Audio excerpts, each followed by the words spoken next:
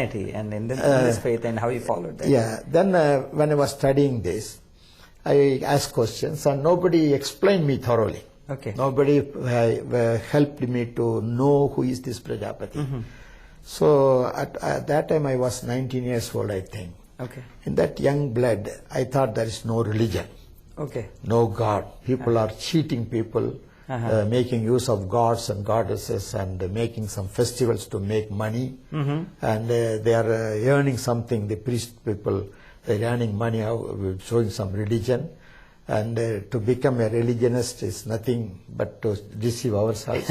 Okay. So I became an atheist. Oh, I see. Okay. And for 3 years I was an atheist. But one day, one atheist leader was preaching. As soon as he came near the microphone, it started to rain. It was in an open area. Okay. So this man holding the microphone in his hand said, "Oh God, why it should rain now?" So the man who proclaimed there is no God, No God. without his knowledge, he said, "Oh God, why it should rain now?" So I said, "There must be God. There must be one God." Yes. Then I asked the leader, "Why do you proclaim that there is no God?" Okay. And he said, "There is God. That's why I am saying there is no God." And I couldn't understand him. Then if you believe that there is a God, why don't you accept it? And he said, "If I say there is God, the Jews say it is Jehovah.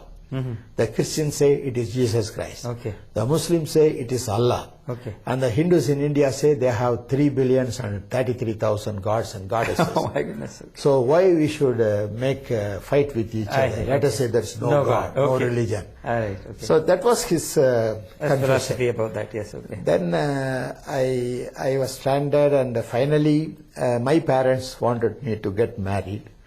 And my uncle preferred that I should marry to a Christian girl so that I can become good.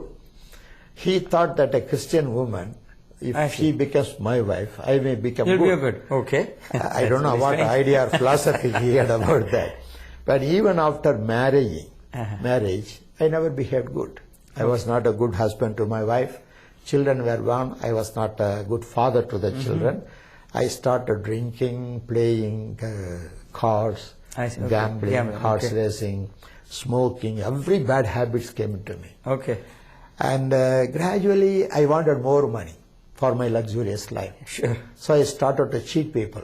I'll borrow 1,000 rupees from one person and 2,000 from another person.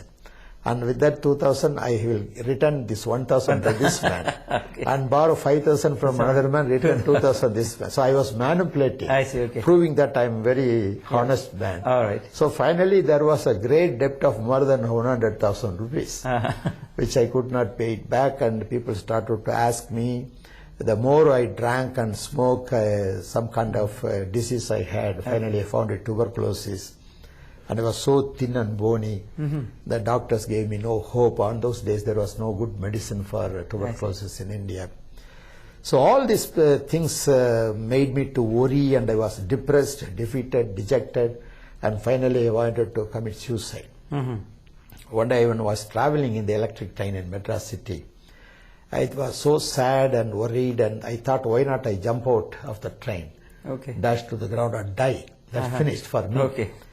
The moment I came to the edge of the door, I heard somebody speaking somewhere which fell into my ears through the loudspeaker, saying, "He that conceal his sin shall never prosper." All right. Which struck me like anything. It went deep into my heart. I thought, why I should hear such a voice at the time of when I wanted to commit suicide. Why it not happen yesterday or tomorrow? Why at this time? So I thought that must be something. I had never heard this in my old religion. I see. I never heard this from any other saint teaching this to me. So I wanted to know what is the solution for my sin. So I got on at the next railway station. I walked near the railroads and finally came to the place where somebody was preaching about Jesus Christ. It was a Christian gospel meeting conducted in an open ground. I never wanted to go near, because I was told that Christianity is a Western religion, and Jesus Christ is a white man's God. All right. That even today people think like that. Yeah, I know. And also, people say that only the low caste people will be Christians. Christian, okay. And the downtrodden and the poor, they will become Christians just to live. Okay.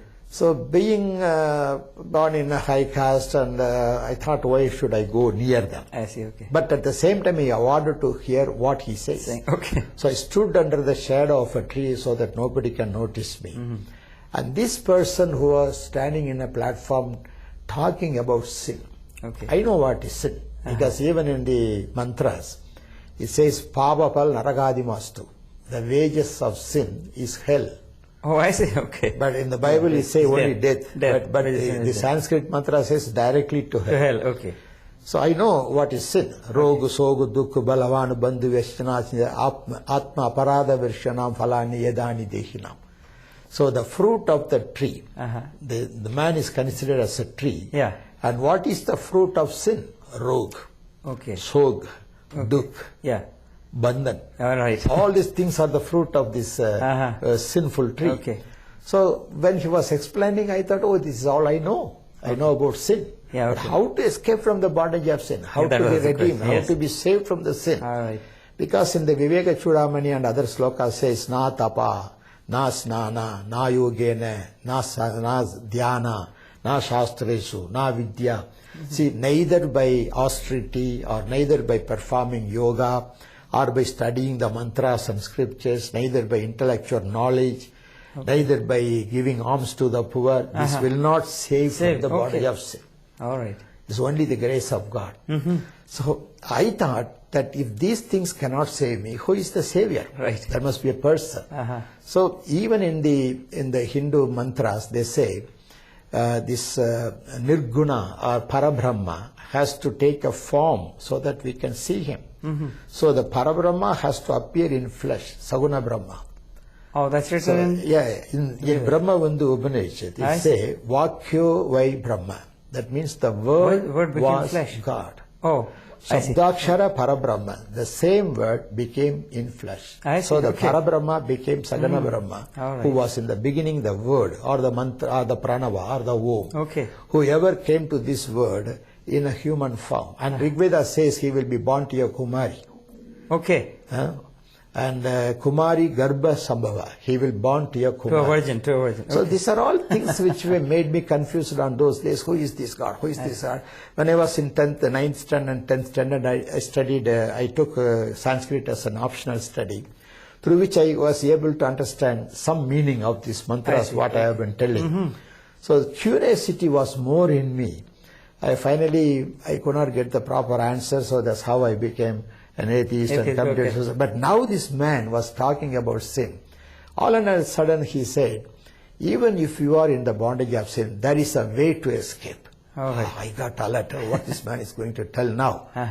And he said, there is Jesus. I thought, oh, he's a white man's God? He's a Western religion? How can you say that a Western religious God can remove my sin? And then he explained about Jesus, how he was born sinless through a virgin. All right.